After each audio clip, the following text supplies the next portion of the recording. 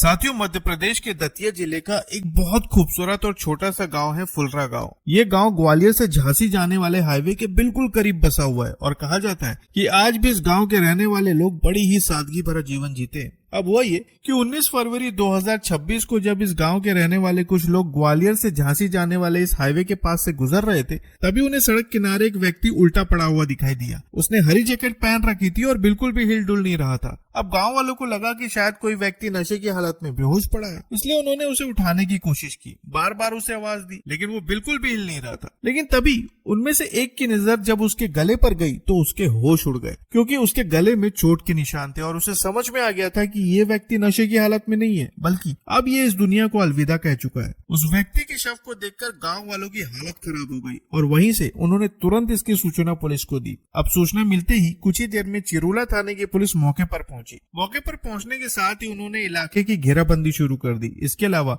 जहां पर शव पड़ा था उसके आसपास की जांच शुरू हुई। शुरुआती जांच में ही पुलिस को अंदाजा हो गया था कि उस व्यक्ति की मौत किसी धारदार हथियार की वजह से हुई है। लेकिन अभी पुलिस के लिए जो सबसे बड़ा सवाल था वो ये था कि आखिर मरने वाला व्यक्ति कौन था। अब इसी सवाल का जवाब जानने के लिए उन्होंने शव की तलाशी शुरू की, लेकिन उसके पास से ऐसा कुछ भी नहीं मिला जिससे उसकी पहचान हो सके। और फिर पुलिस ने ग्रामीणों से बात की, लेकिन हैरानी की बात यह थी कि कोई भी उस व्यक्ति को नहीं जानता था। और इससे ये बात तो साबित हो गई कि मरने वाला व्यक्ति फुलरा गांव का रहने वाला नहीं था। आखिरकार जब शव की पहचान नहीं हो पाई तब पुलिस ने शव को पीएम के लिए भेज दिया और उसके साथ ही उसकी तस्वीर को सोशल मीडिया पर शेयर करना शुरू किया ताकि जल्द से जल्द शव की पहचान हो सके। सोशल मीडिया पर तस्वीर शेयर किए हुए कई घंटे बीत चुके थे, सुबह से शाम हो गई थी, लेकिन तभी शाम के वक्त कुछ लोग थाने पहुंचे और उन्होंने बताया कि मरने वाला व्यक्ति 39 साल का कल्याण राणा था जो ग्वालियर में रहता था। अब शव की पहचान तो हो चुकी थी, लेकिन पुलिस के लिए हैरान करने वाली बात यह थी कि अगर कल्याण ग्वालियर में रहता था तो वो आखिर दतिया के फुलरा रोड तक कैसे पहुंचा और कौन उसे लेकर यहाँ पर आया। अब इस सवाल का जवाब ढूंढने के लिए पुलिस ने ग्वालियर झांसी हाईवे पर लगे सभी सीसीटीवी कैमरों की फुटेज खंगालनी शुरू की। रास्ते में पड़ने वाले ढाबे, पेट्रोल पंप और कई जगह की फुटेज मंगवाई गई और फिर कई फुटेज खंगालने के बाद आखिरकार पुलिस के हाथ कुछ ऐसे फुटेज लगे जिन्होंने इस पूरी गुत्थी को सुलझा कर रख दिया। पुलिस को 18 फरवरी का एक फुटेज मिला जिसमें रात के लगभग 9 बजे दतिया से गोराघाट थाना क्षेत्र के हाईवे पर एक कार रुकती हुई दिखाई देती है। उस कार में से एक महिला उतरती है और इसके बाद कार आगे बढ़ जाती है। पुलिस ने जब आगे की जांच की तो वहां पर उन्हें एक ढाबा दिखाई दिया जिसका नाम था श्रीजी ढाबा, और जब उस ढाबे के सीसीटीवी फुटेज खंगाले गए तब उन्हें वही कार रात के करीब 10:20 पर इस ढाबे में आती हुई दिखाई दी। गाड़ी ढाबे में आती है जिसमें से एक महिला और एक पुरुष उतरते हैं। करीब 45 मिनट तक दोनों वहीं पर रुकते, खाना खाते हैं और फिर वहां से निकल जाते हैं। मीडिया खबरों के मुताबिक कहा जा रहा है कि जब ढाबे के लोगों से पूछताछ की गई तब उन्होंने बताया कि 18 तारीख की रात को एक महिला और पुरुष यहाँ पर आए हुए थे। दोनों के चेहरे पर घबराहट साफ दिखाई दे रही थी और ढाबे में आते ही उन्होंने सबसे पहले पानी मांगा, फिर खाना खाया और वहां से चले गए। अब होता यह है कि जैसे ही पुलिस के पास ये फुटेज आती है, शक के आधार पर पुलिस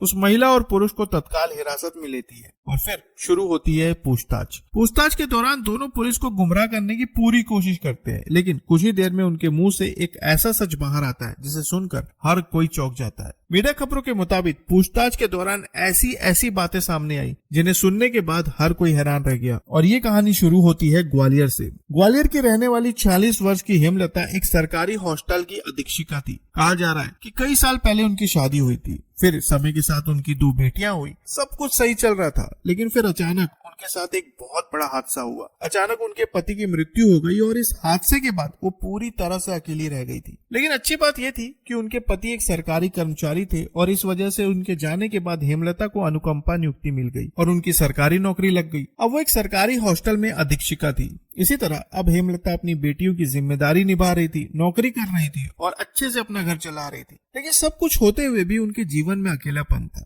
कहीं न कहीं उन्हें अपने पति की कमी खलती रहती थी। लेकिन फिर एक दिन उनकी मुलाकात होती है कल्याण राणा से। मुलाकात बातचीत से शुरू हुई थी, लेकिन वक्त के साथ साथ दोनों एक दूसरे के करीब आने लगे और देखते ही देखते दोनों में प्यार हो गया। कुछ समय बाद दोनों ने शादी करने का फैसला किया और फिर वर्ष 2015 में दोनों ने लव मैरिज कर ली। लेकिन इस रिश्ते की सबसे हैरान करने वाली बात यह थी कि कल्याण हेमलता से पूरे 6 साल छोटा था। हालांकि उम्र के इस फासले से इन्हें कोई फर्क नहीं पड़ता था। अब हुआ ये कि शादी के बाद हेमलता पति के साथ मुरार इलाके में किराए के कमरे में रहने लगी। काफी समय तक तो हेमलता की ये शादीशुदा जिंदगी बहुत बढ़िया तरीके से चली, लेकिन फिर हेमलता ने देखा कि कल्याण को शराब पीने की लत लग चुकी है। धीरे धीरे वो शराब का आदी होता जा रहा था और फिर एक ऐसा समय आया जब वो शराब के बिना रह नहीं पाता था। लेकिन इस नशे ने हेमलता के जीवन में फिर से उथल पुथल पैदा कर दी थी। कल्याण रोज शराब पीकर आता, हेमलता से लड़ाई झगड़ा करता, उसे मारता पीटता और यहाँ तक कि हेमलता को जो भी सैलरी मिलती वो उससे छीन लेता और उसकी शराब पी जाता। लंबे समय तक यही सिलसिला चलता रहा और किसी तरह से हेमलता अब सब कुछ झेल रही थी। लेकिन फिर हेमलता की जान पहचान अमित सूरी से हुई, जो उनके घर के पास ही रहता था और एक ट्रैवल एजेंट था।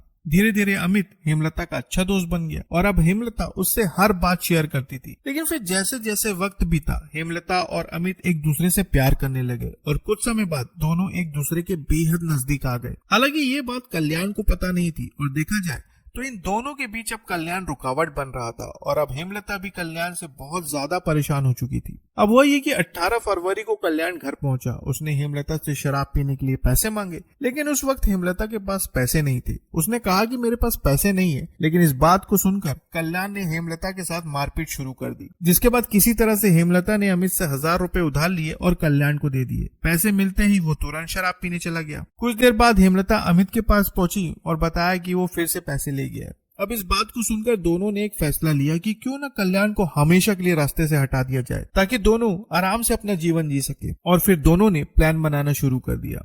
अब हुआ ये कि शाम के वक्त जब कल्याण शराब के नशे में डगमगाता हुआ घर पहुंचा, तब हेमलता ने उससे कहा कि डबरा में एक कथा चल रही है, चलो उसे सुनने के लिए चलते हैं। पहले तो कल्याण ने मना कर दिया, लेकिन फिर किसी तरह से हेमलता ने उसे मना लिया और अमित की कार में बैठकर सभी डबरा जाने के लिए निकल गए। उस वक्त अमित कार चला रहा था, बगल में कल्याण बैठा था, पीछे हेमलता और उसकी सहेली बैठी थी। अमित ने प्लान के तहत कार में एक कटर मशीन भी रख ली थी। फिर रात के करीब 9:30 बजे दतिया से गोराघाट थाना क्षेत्र के ढाबे पर उन्होंने हेमलता की सहेली को उतार दिया और आगे बढ़ गए। और अब हुआ ये कि जैसे ही कार आगे बढ़ी, हेमलता ने कल्याण को उकसाना शुरू कर दिया, उसे गुस्सा दिलाया, जिसकी वजह से कल्याण हेमलता से झगड़ा करने लगा। और तभी पीछे बैठी हेमलता ने कल्याण पर अचानक हमला कर दिया, जिसकी वजह से कल्याण की सांसें थम गई। इस घटना को अंजाम देने के बाद अमित ने गाड़ी को फुलरा रोड पर रोका, कल्याण के शव को सड़क किनारे फेंका और दोनों फिर वहां से निकल गए। रात के करीब 10:20 पर दोनों श्रीजी ढाबे पहुंचे। उस वक्त दोनों बहुत ज्यादा घबराए हुए थे, इसलिए